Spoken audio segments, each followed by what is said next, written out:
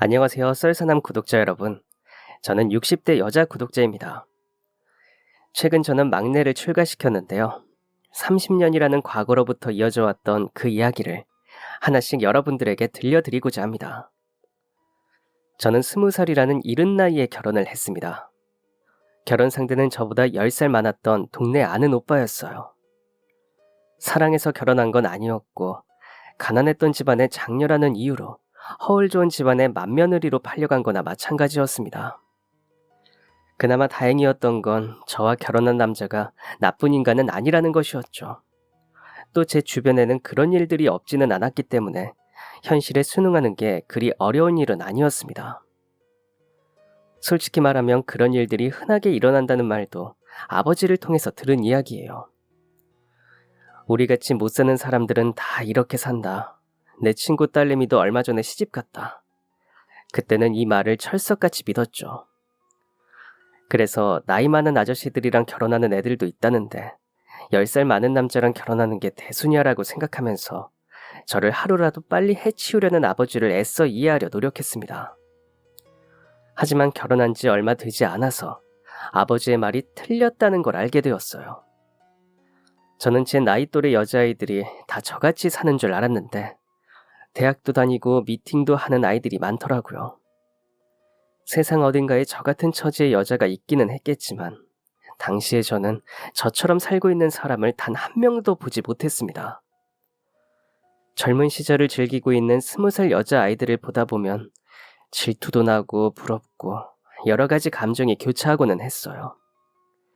그래도 그나마 다행인 건 남편이 꽤 다정한 사람이었다는 것이었습니다. 요즘 젊은 친구들이 말하는 로맨티스트의 모습은 아니었지만 그래도 가정에 충실한 사람이었어요.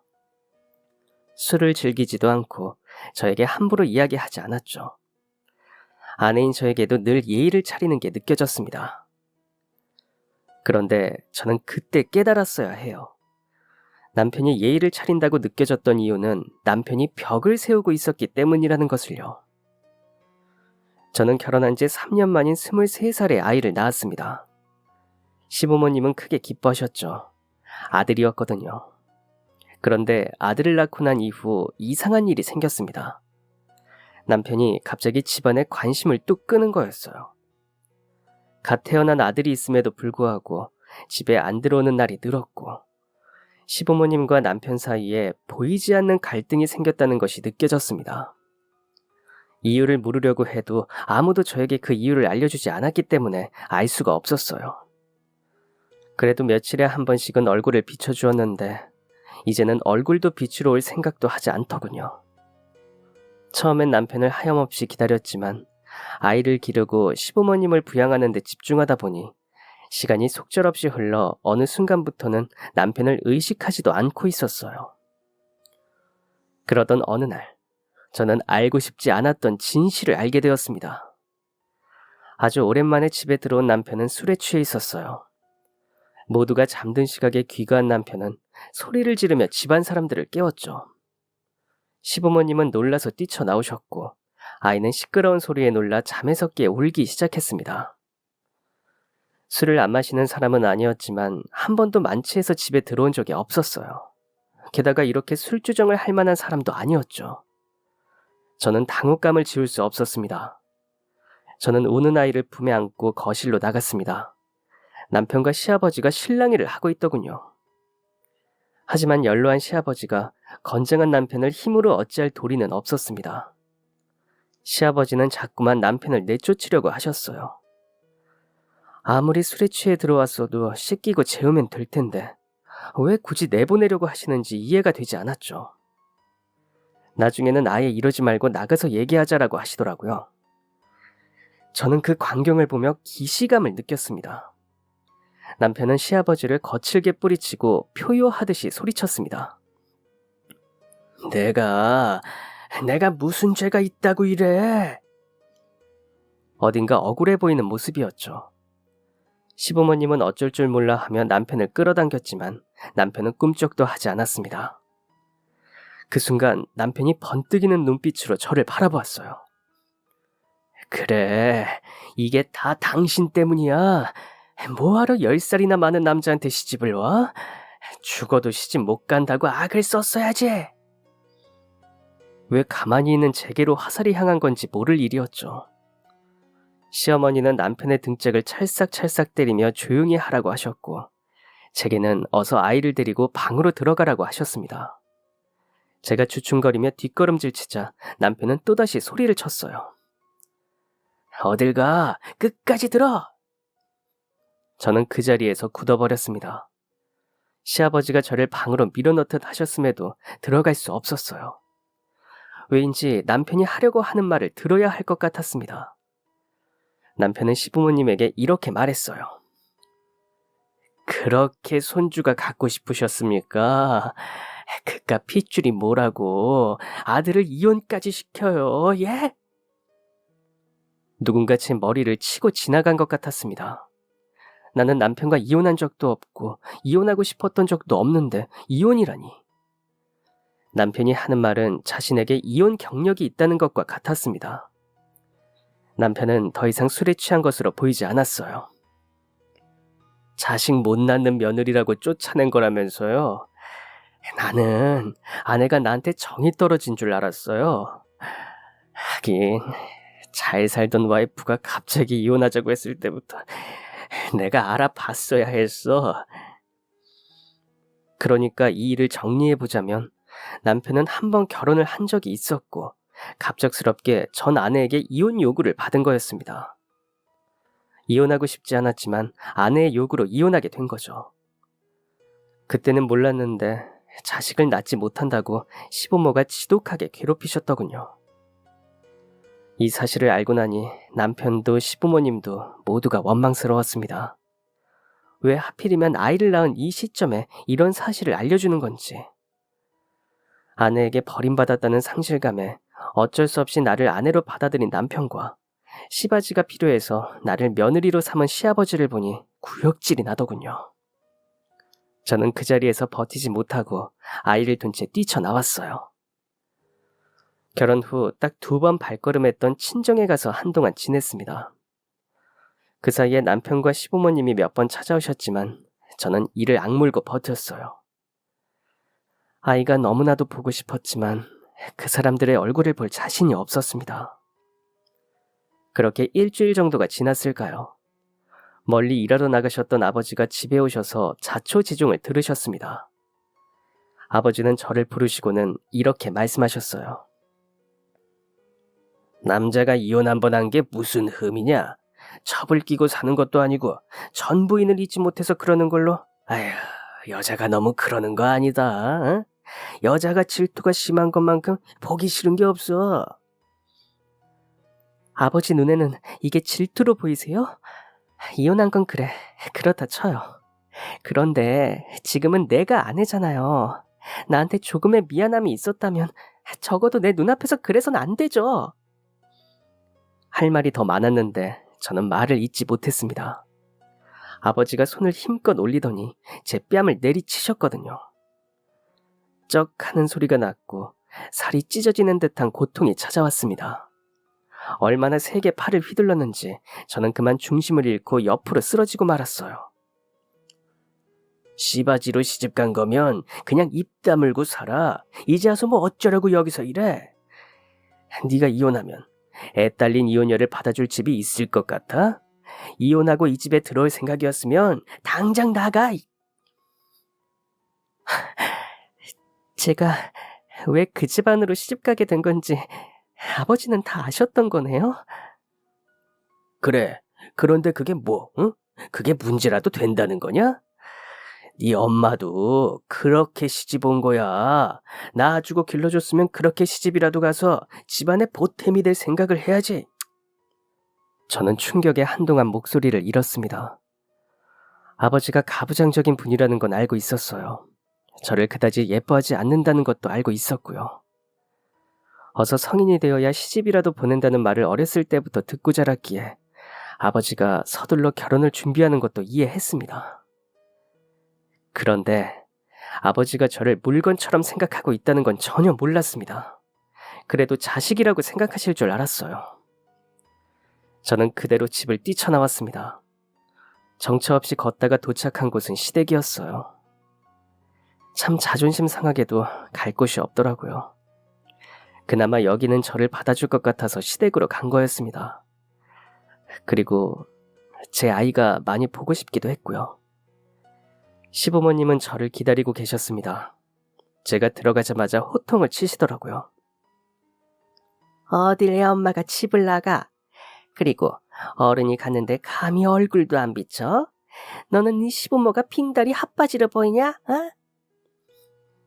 저는 무릎을 꿇고 고개를 숙이고 죄송하다는 말만 반복했습니다.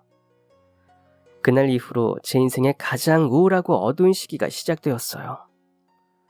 아이는 보채지, 시부모님은 눈치를 주지, 남편은 그날 이후로 얼굴도 안 비추지. 그렇다고 마음 둘 곳도 없으니 저는 점점 지쳐갔습니다.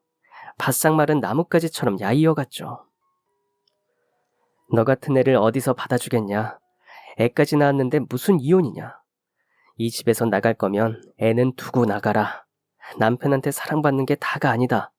여자는 아들을 생산하고 시부모 봉양하는 게 최고 미덕이다. 이런 말을 하루 종일 1년 365일 내내 들으면 시부모님의 말이 이 세상의 진리라고 생각하게 돼요. 1년도 아니고 5, 6년 동안 그 소리만 듣고 살았다고 생각해보세요. 미치지 않을 사람이 없을 겁니다. 마음 붙일 구석 한 곳 없는 삶에서 제 희망은 오직 아이뿐이었습니다. 또 마음 한편에는 남편이 다시 돌아올 거라는 믿음도 있었어요. 제 아내는 버려도 자식은 못 버리는 게 남자야. 이렇게 핏덩이 같은 아들을 두고 어떻게 모르는 척 하겠냐. 우리 아들이 지금 좀 방황해서 그러는 거지 곧 돌아올 거다라는 시부모님의 말을 믿었거든요. 그런데 그건 허상이었어요. 어느 날 남편이 갓난 아이를 안고 들어왔습니다. 전부인 사이에서 낳은 아이라고 하더라고요. 집안이 발칵 뒤집혔습니다. 나쁜 의미가 아니라 좋은 의미로요. 아이를 낳지 못하는 것 빼고는 집안 외모 등 빠질 게 없었던 전 며느리가 다시 돌아오는 게 반가웠기 때문이었죠. 그래도 제 아이도 남편의 자식이니 저는 미워할지언정 아이는 예뻐할 줄 알았습니다. 그런데 찬밥 신세가 되더라고요. 이혼해서 호적상 남인 여자가 본처의 자리를 꿰찼고 호적상 부부로 이름을 올린 제가 첩이 되고 말았습니다. 남편과의 이혼은 빠르게 진행되었어요. 당연히 아이도 제가 데리고 살게 되었고 콩할 만한 위자료만 받고 쫓겨나다시피 집 밖으로 나왔습니다. 친정에 손을 벌릴 수도 없었어요. 그때부터는 말 그대로 생존이었습니다. 굶어 죽지 않기 위해 뭐든 했어요. 아이를 품에 꼭 껴안고 노숙을 하는 경우도 있었습니다. 그러다 방 한 편 정도는 내어줄 수 있다는 과일집 사장님을 만나게 되었고 쪽방에서 지내며 일을 했어요. 그곳을 지나다니는 모두가 제 사정을 알았지만 도움을 받을 구석은 없었습니다. 다 같이 먹고 살기 힘든데 누가 누굴 도와줄 수 있었겠어요. 아무리 열심히 일해도 하루 벌어 하루 사는 신세를 벗어날 수 없었습니다. 아이에게 들어가는 돈은 점점 늘어나고 아이의 몸이 커지면서 쪽방에서 지내는 것도 벅차기 시작했죠. 한숨만 푹푹 쉬며 살던 중 한 아이가 시장 바닥에서 울고 있는 모습을 보았습니다. 얼마나 울었는지 목이 다 쉬었더군요. 시장 상인들이 모두 정리하고 돌아간 늦은 시간이었기 때문에 도와주는 사람 한 명 없이 울고만 있었던 거였어요. 쪽방으로 들어가던 저는 깜짝 놀라 4-5살 정도로 보이는 아이에게 다가갔습니다. 얘, 너 대체 무슨 일이니? 엄마 아빠 잃어버렸어? 아이는 엉엉 울며 고개를 끄덕였어요. 아이는 누가 봐도 좋은 옷을 입고 있었고 피부에는 광이 났습니다. 순간 이 아이를 그냥 데려가면 납치범으로 몰릴 수도 있겠다는 생각이 들었지만 자식을 둔 엄마 입장에서 이 아이의 부모가 아이를 얼마나 찾고 있을지 그 마음이 헤아려지더군요. 딱 봐도 애지중지 키워졌을 아이를 보니 버림받은 건 아닐 테고 보호자를 잃어버린 게 분명했습니다. 날씨가 추워서인지 아이는 오들오들 떨며 울고 있었고 저는 우선 아이를 데리고 쪽방으로 갔어요. 저는 따뜻한 물과 함께 이불을 건네주었습니다. 비슷한 또래의 제 아이가 있으니 마음이 조금 풀렸는지 따뜻한 차를 마신 아이는 금방 잠에 들었죠. 저는 아이가 잠든 것을 확인하고 곧장 경찰서로 가서 아이에 대해 알렸습니다. 그리고 그 다음날 아이의 고모라는 사람이 찾아왔어요. 고모는 한눈에 봐도 부자였습니다. 아이는 막내 동생의 아들이었는데 오랜만에 만난 조카와 이곳저곳을 구경하다가 인파에 쓸려 아이를 잃어버렸다고 했죠. 시장 쪽에는 발걸음도 하지 않았는데 대체 어떻게 여기까지 흘러 들어온 것인지 영문을 모르겠다며 저에게 거듭 감사 인사를 건넸어요. 여자의 몸으로 홀로 아이를 키우며 별의별 무시를 다 받았는데 부잣집 사모님처럼 보이는 사람이 계속 머리를 숙이니 어찌할 바를 모르겠더라고요. 이 추운 날씨에 애 혼자 밤새 떨고 있었을 것 생각하면 아휴, 아직도 눈앞이 아찔해요. 정말 감사합니다. 저는 괜찮다고 말하며 아이와 고모를 보내려 했습니다. 그런데 그때 아이의 고모가 뜻밖의 질문을 했어요. 실례가 드는 질문일 수도 있는데 혹시 여기서 아이와 함께 지내시는 건가요?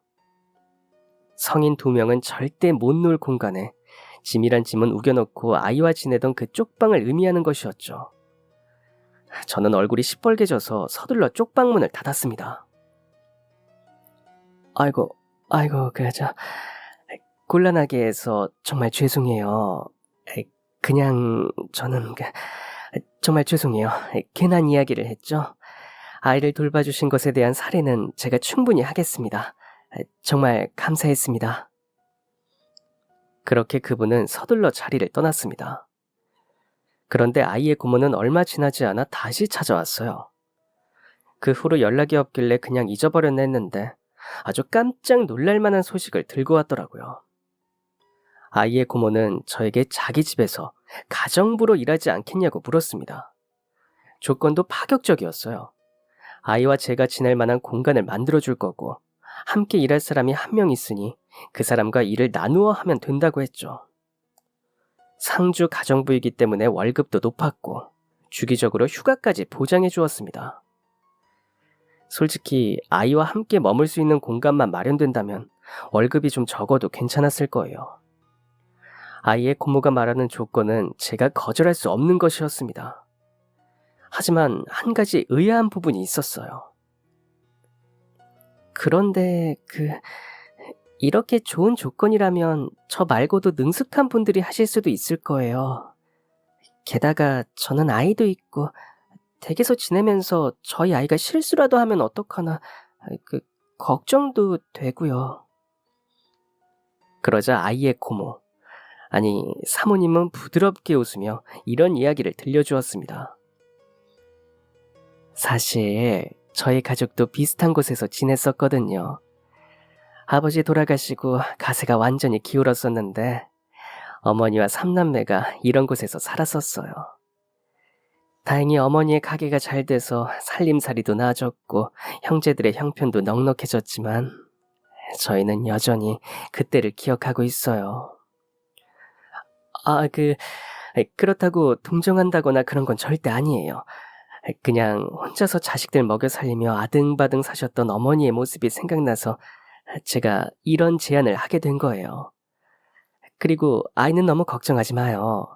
저희 부부는 아이가 없어서 항상 적적했거든요. 그러니까 아이가 있으면 오히려 좋을 거예요. 이렇게까지 얘기해 주시는데 제가 어떻게 감히 거절할 수 있겠어요. 희망이라고는 보이지 않는 어두운 터널에 한 줄기 빛이 들어오는 순간이었습니다.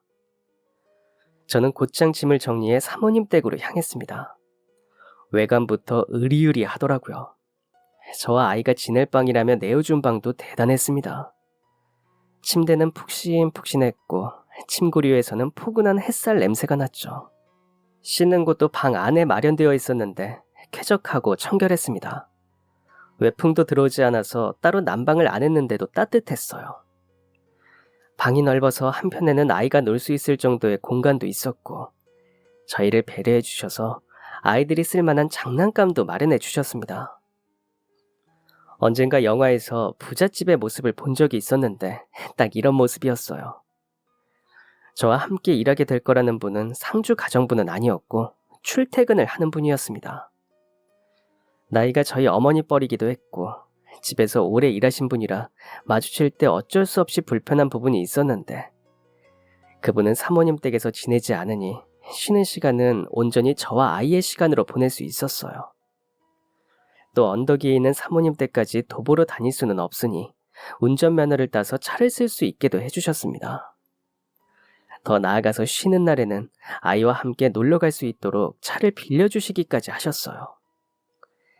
처음에는 아이와 함께 있다는 것에 눈치가 보이기도 했습니다. 당연한 일이었죠. 그래서 아이에게는 참 미안하지만 혼도 많이 냈습니다. 사장님 네 분들이 생활하는 곳에는 절대 들어가지 못하게 했는데 실수로라도 발걸음을 하면 호되게 아이를 혼냈죠. 마당에서 큰 소리를 내며 뛰어다니기라도 하면 그날은 큰일이라도 난 것처럼 아이를 잡았습니다. 사장님 네 분들이 지내는 곳에 들어가지 못하게 하는 건 당연한 것이지만 마당에서 뛰어노는 것 정도는 아이가 큰 소리로 웃으며 뛰어다니는 것 정도는 품어줘도 됐지 않을까 싶습니다. 두 분이 안 계신 상황이었다면요. 하지만 그때 저는 매우 미성숙했고 이런 환경에서 일하는 것을 놓치고 싶지 않았어요.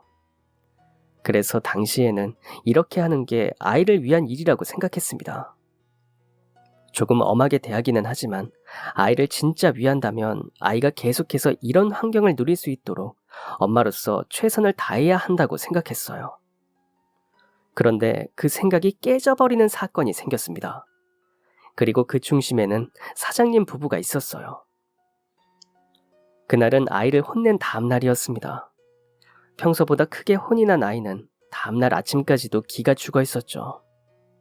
풀이 죽은 아이의 모습을 보니 마음이 아팠지만 이것이 아이를 위한 일이라고 생각했습니다. 사장님 부부는 아이가 꼭 인사를 하고 학교에 가길 바라셨어요. 그래도 한 지붕에 사는 사이인데 하루에 한 번은 얼굴은 봐야 하지 않겠냐는 것이었죠. 그래서 아이는 본체와 지나는 방의 거리가 있음에도 매일 인사를 했습니다.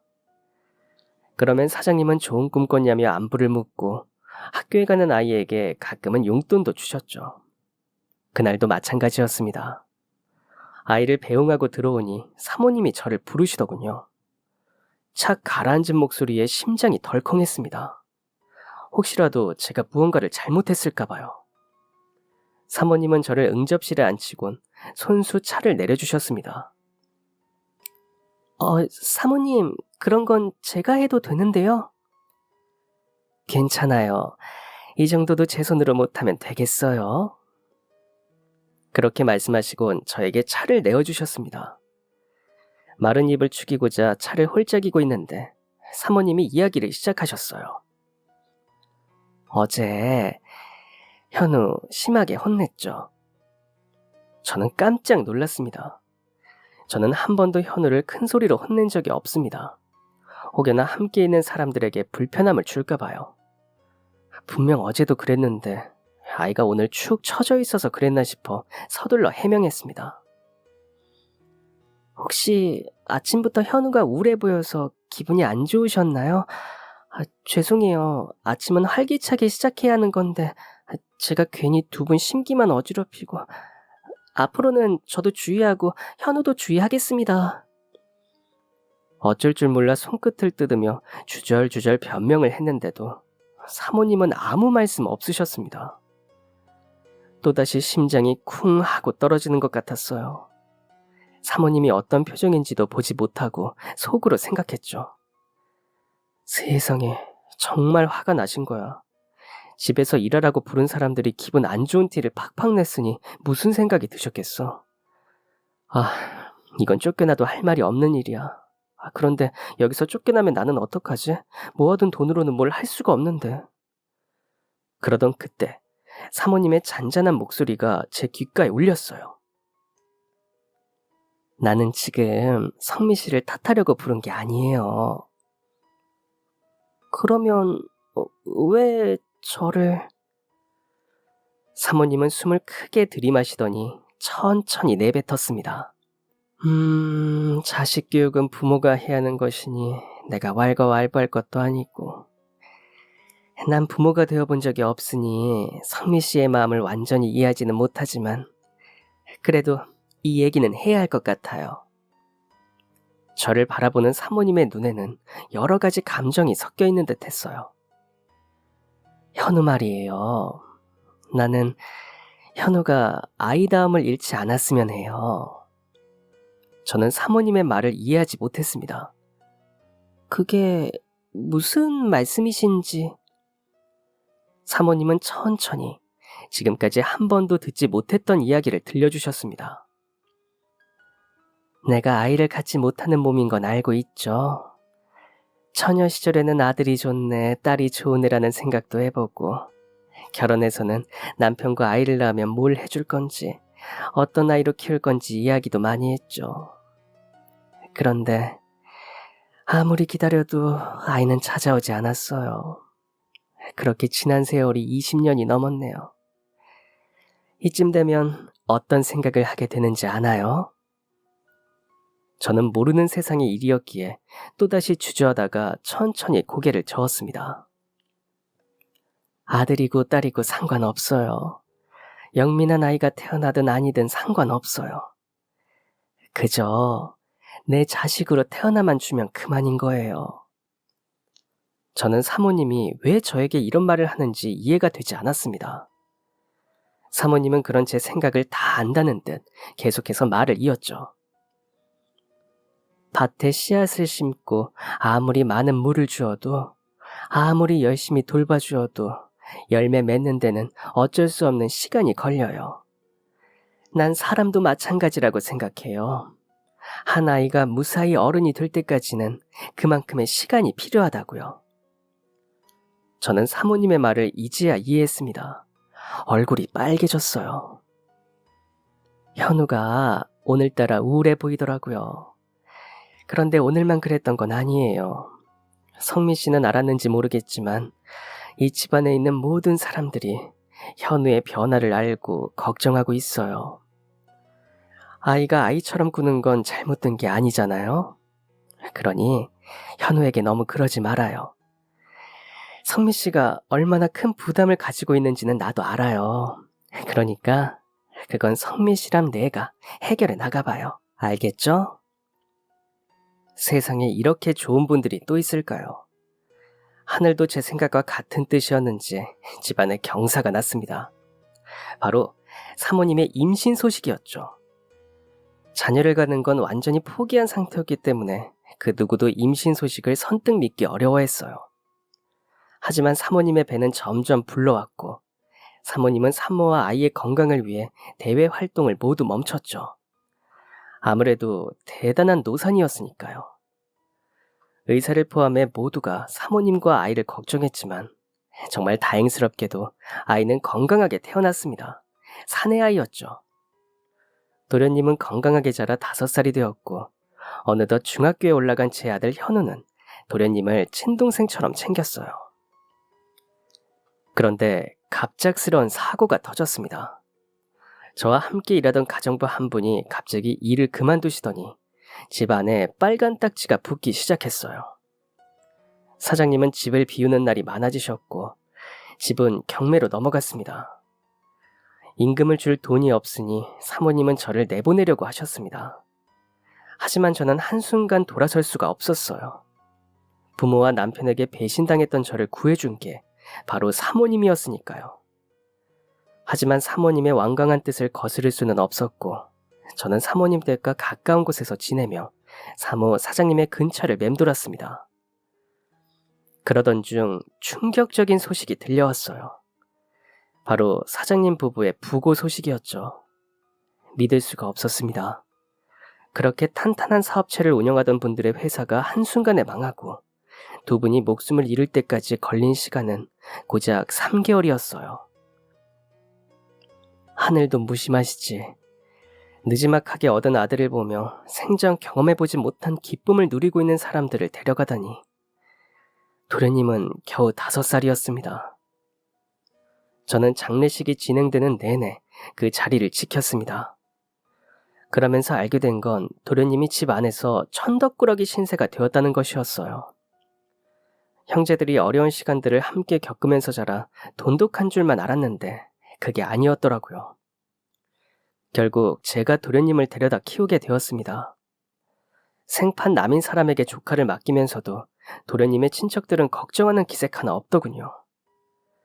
저와 아들 현우, 도련님 사이에는 많은 변화가 있었지만 어찌 보면 큰 변화가 없는 것 같기도 했습니다.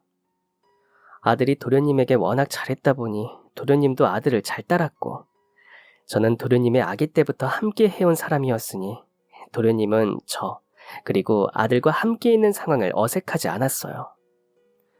다만 한 번씩 부모님을 찾기는 했습니다. 아직 어리니 죽음이라는 말의 의미를 잘 몰랐겠죠.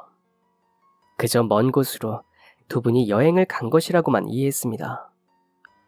처음에는 도련님이라는 말이 입에 붙어 계속 도련님, 도련님이라고 했지만 사람들의 눈치를 보며 호칭을 바꿨어요. 하지만 여기서는 구분을 위해 도련님이라고 칭하겠습니다. 도련님을 아들 현우를 대하듯 하니 사람들은 제가 두 아이의 엄마인지 알더군요. 아유, 엄마가 늦둥이를 낳았네. 아유, 귀여워라. 저는 그 말에 딱히 반박을 안 했습니다. 저는 도련님을 제 친자식처럼 키우고 있었으니까요. 제게 늦둥이 둘째 아들을 가진 미혼모라는 수식어가 붙는 건 괜찮았습니다. 그런데 문제는 다른 곳에서 터졌어요. 초등학교 고학년이 되었을 때 도련님이 평소에 안 하던 행동을 하기 시작했습니다. 왜 그러는 건지 물어봐도 대꾸조차 하지 않고 뭐가 불만인지 항상 볼멘 소리만 했어요. 타일러 보기도 하고 혼도 내봤지만 한번 바뀐 태도는 당최 바뀔 줄 몰랐습니다.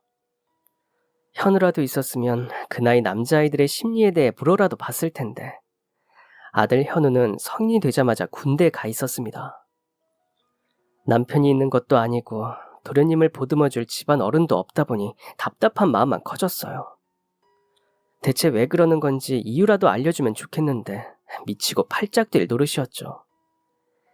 도련님이 갑자기 이상해진 이유는 학교에서 찾을 수 있었습니다. 제가 친엄마가 아니라는 소문이 돌면서 몇몇 아이들이 도련님에게 대놓고 이런 질문을 한 것이었어요. 야, 너네 엄마 친엄마 아니라며? 그럼 너네 친엄마는 어디 있어?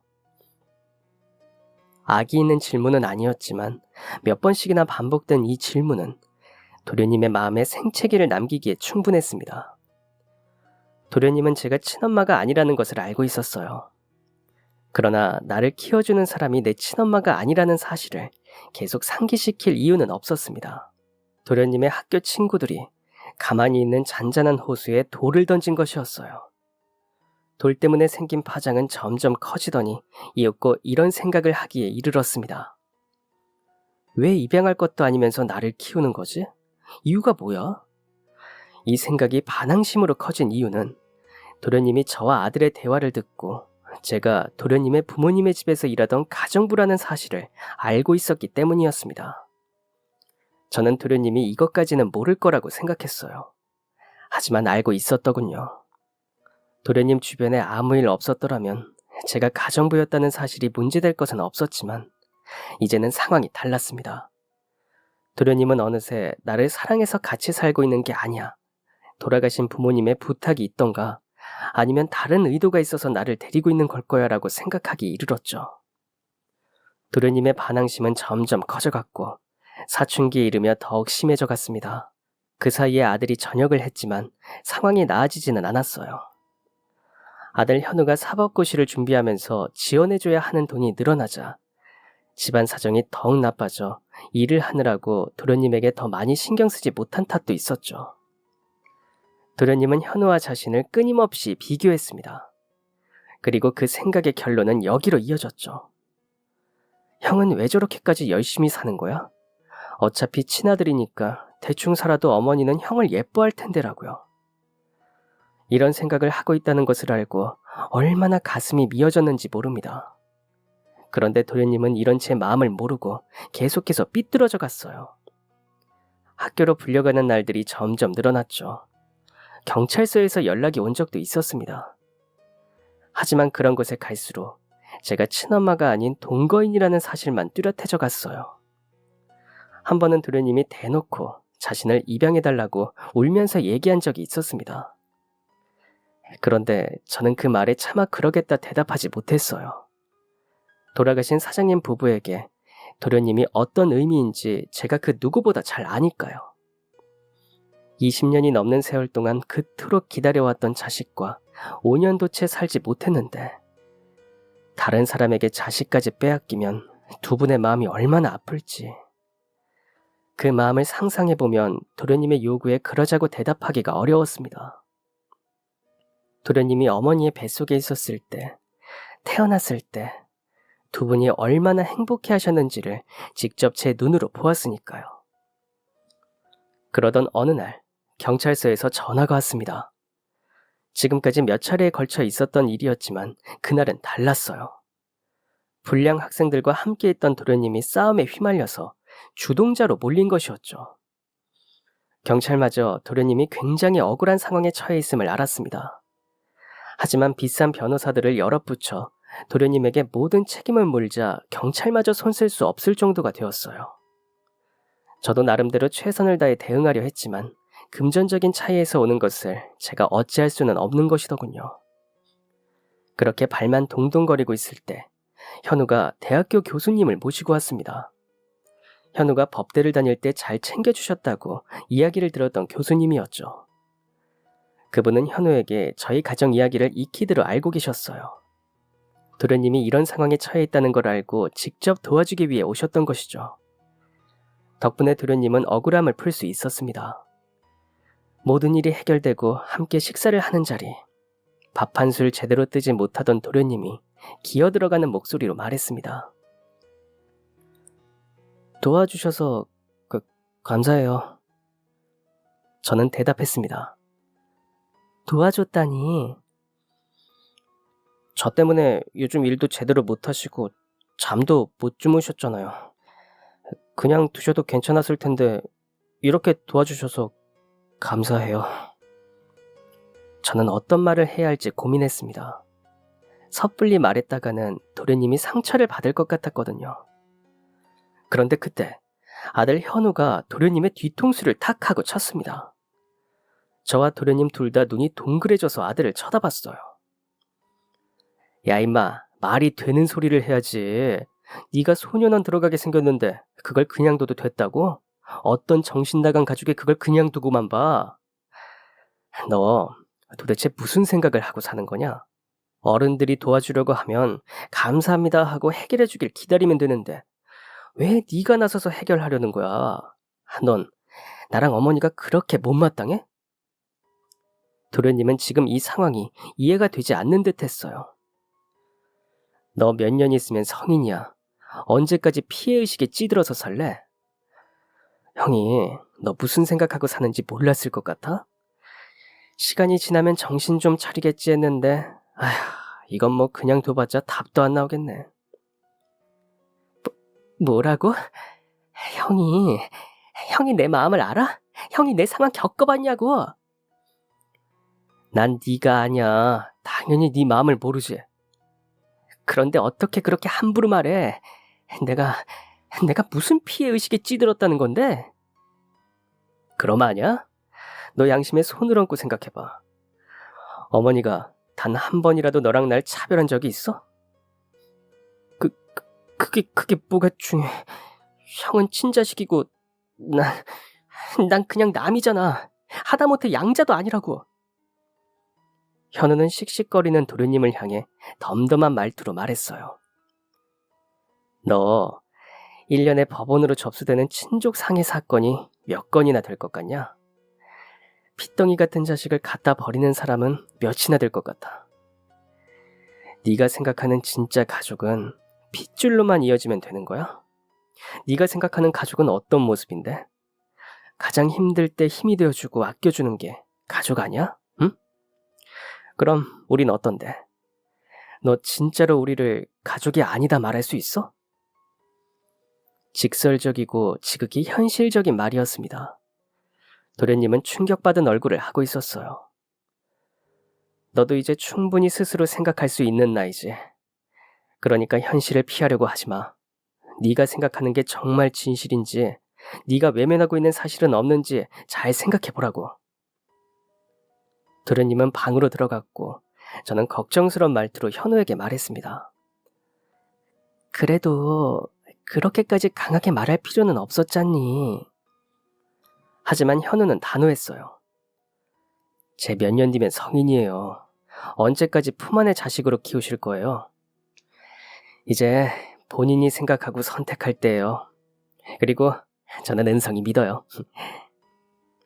현우가 그랬던 것처럼 도련님을 믿고 기다려주니 변화가 시작됐습니다. 매일 성실하게 등교를 하기 시작했고 공부에 매진했어요. 더 이상 나쁜 친구들과 어울리지 않았습니다. 갑자기 변한 태도 때문에 어울리던 친구들과 척을 졌지만 그럼에도 불구하고 꿋꿋이 고등학교를 무사히 졸업했습니다. 그리고 재수 끝에 현우가 졸업한 법대에 입학하게 됐어요. 그 사이에 현우는 사법고시에 합격해 변호사가 되었죠. 시간이 흐르며 현우는 결혼을 하여 아이도 낳았고 도련님도 변호사가 되어 안정적인 직장 생활을 시작했어요. 그렇게 2년 정도가 지났을까요? 도련님이 예쁜 아가씨 한 명을 데리고 왔습니다. 여자를 데려온 건 처음이었는데 결혼할 사람이라고 하더군요. 저는 두 사람을 축복했죠. 그런데 도련님이 뜻밖의 이야기를 했습니다. 바로 상견례에 같이 가달라는 부탁이었어요. 저는 친부모도 아닌 제가 그곳에 갈 자격은 없다고 말했죠. 하지만 도련님의 뜻은 완강했습니다. 저는 낳아준 부모만 부모라고 생각하지 않아요. 저를 길러주신 분이 제 어머니가 아니라면 대체 누가 제 어머니겠어요. 그러니까 부디 저랑 같이 상견례를 가주세요. 저를 키워주신 분이 어떤 분이신지 그쪽 분들에게도 보여드리고 싶어요. 저는 며칠 동안 머리를 싸매고 고민한 끝에 도련님과 함께 상견례장으로 향했습니다. 도련님의 아내 될 사람의 부모님은 기품이 넘치는 분들이었어요.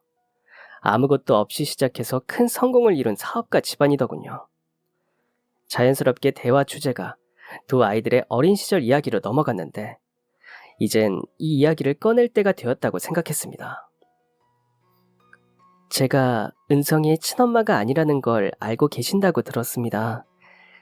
친부모도 아니고 피가 섞인 친척도 아닌 제가 상견례 자리에 이렇게 나와서 불편하실 수도 있을 것 같습니다. 혹시나 그렇게 생각하셨다면 정말 죄송합니다. 이렇게 말하자 두 분은 손사래를 치며 그렇지 않다고 말했습니다. 아이고, 무슨 그런 말씀을 하세요. 절대 그런 생각하지 않습니다. 오히려 대단하시다 생각하고 있었어요. 은성이를 이렇게 훌륭하게 키워준 분은 대체 어떤 분이신지 궁금도 했고요. 그리고 대화를 나눠보니 생각한 것보다 더 훌륭한 분이시라 저희를 이렇게 만나러 와주신 것에 감사하고 있었습니다. 그러니 그런 말씀 마세요. 저희가 더 죄송해지네요. 은성이가 참 좋은 집안의 여자와 결혼을 하는 것 같아 마음이 놓이더군요. 이후로도 저와 도련님이 함께 살게 된 사정에 대해 이야기를 하게 되었습니다. 이 정도로 자세한 이야기는 도련님도 잘 모르는 이야기였죠. 그런데 이야기가 거의 마무리되어 갈 즈음 장인될 분의 표정이 어두워졌습니다. 무언가를 골똘히 생각하던 그분은 진지한 표정으로 물었어요. 혹시 은성이 친아버지의 성함이 김상자 철자 맞으신가요? 저는 깜짝 놀라서 그렇다 대답했습니다. 이후로 그분은 사장님이 운영하시던 회사의 이름, 업종 등을 하나하나 물었어요. 그리고 놀랍게도 모두가 정답이었습니다. 그분은 숨을 크게 들이마신 뒤 손수건에 얼굴을 묻었습니다. 눈물을 닦는 듯 했어요. 그렇게 숨을 고르고는 이렇게 말했습니다. 은성이의 친아버지가 제가 모시던 사장님이었네요. 모두가 입을 떡 벌리고 그 이야기에 집중했습니다. 제가 이렇게 회사를 키울 수 있었던 데는 김 사장님의 가르침이 있었기 때문이었어요. 장모될 분도 놀라서 물었습니다. 어머, 그럼 당신이 매일같이 말하던 그 은사님이 은성이의 아버지라는 말인 거죠? 장인은 고개를 끄덕였습니다. 아이고, 이 세상에 이런 일이 다 있나. 제가 이 세상에서 가장 존경하는 분이 은성이의 아버지입니다. 사회초년생이었던 시절 그분의 경영 철학을 보면서 많은 걸 배웠어요. 직원들을 대하는 태도, 거래처와 신뢰를 쌓는 방법. 그런데 갑자기 회사가 문을 닫고 소식을 알 수 없어 슬펐는데 이렇게 사장님의 흔적을 보게 되네요. 아휴, 정말 이게 바로 운명인가 봅니다. 장인은 사회초년생 시절 사장님의 회사에 다니면서 큰 은혜를 입었다고도 했습니다. 입사한 지 얼마 되지 않아서 어머니가 쓰러지셨고 이후에 막내 동생이 쓰러졌습니다. 큰 병에 걸린 사람이 집안에 둘이나 있게 되니 가세는 기울기 시작했고 저와 형이 아무리 열심히 일을 해도 어머니와 동생의 수술비를 마련할 수가 없었어요. 더 이상 수술을 미룰 수 없었기에 사치라도 써야 하나 고민하던 중 누군가가 수술비를 전액 내주었다는 연락을 들었습니다. 저는 입을 막으며 말했습니다. 설마... 네, 맞습니다. 사장님이었어요. 그때의 감격은 이루 말할 수가 없어요. 또 너무 놀라서 온몸에 소름이 돋을 정도였습니다. 당시 저는 회사에서 일한 지 몇 개월밖에 안 된 말단 직원이었거든요. 그런데 그런 저를 위해 그 큰 돈을 선뜻 내주셨다니. 그날 이후 이 회사에 뼈를 묻겠다고 다짐했고 회사를 위해 정말 열심히 일했습니다. 사장님이 안 계셨다면 저는 지금까지 빚쟁이들에게 쫓기고 있을지도 몰라요. 그럼 아내를 만나지 못했을 거고 우리 딸도 이 세상에 없었겠죠. 저에게 사장님은 단순히 월급 잘 주는 사장이 아니었어요. 집안의 은인이었습니다. 아유, 그런데 그런 사장님의 아들이 제 사위가 된다니 참. 이게 얼마나 감사한 일인가요. 도련님은 눈물을 흘리고 있었습니다. 자신이 모르던 친부의 이야기를 처음 들은 거니까요. 저도 놀라웠는데 도련님은 어떨까요? 이후 장인어른은 오랫동안 살며 이곳저곳에 세월의 흔적이 남은 저희 집을 전체 리모델링 해주었고 아들 현우에게는 좋은 차를 선물해 주었죠. 둘이서 작게 시작하고 싶다던 도련님에게는 아파트 하나를 해주었고 말이죠. 도련님은 세상에서 가장 사랑받는 사위일 것입니다. 저 또한 가장 존경받는 사돈이겠죠. 도련님, 아니, 이제는 제 아들이 된 은성이에게 행복하냐고 물은 적이 있습니다. 은성이는 자신이 이 세상에서 가장 행복한 사람일 것이라고 자신있게 말했죠. 은성이는 결혼 후 저의 정식으로 아들이 되었습니다. 참 멀리 돌아왔네요. 60이 넘은 지금 이렇게 사연을 적으며 제 인생을 돌아보니 참으로 많은 일이 있었구나 싶습니다. 힘든 시간도 많았지만 결국은 이렇게 행복한 사람이 되었으니 세상엔 감사하지 못할 것이 하나도 없는 듯 합니다. 그럼 지금까지 사연 들어주셔서 감사합니다. 사연이 재미있으셨다면 구독과 좋아요 부탁드려요. 감사합니다. 안녕히 계세요.